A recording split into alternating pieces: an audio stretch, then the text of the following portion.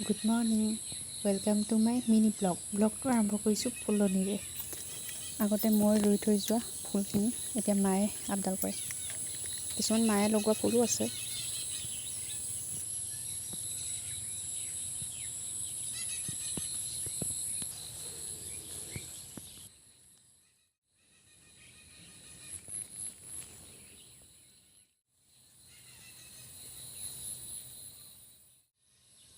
এয়া বাগানৰ পৰিৱেশ।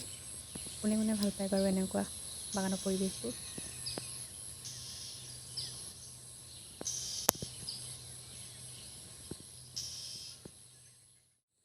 এয়া আছোঁ বাগানত। এইজন আহি আছে আমাক কেইটা।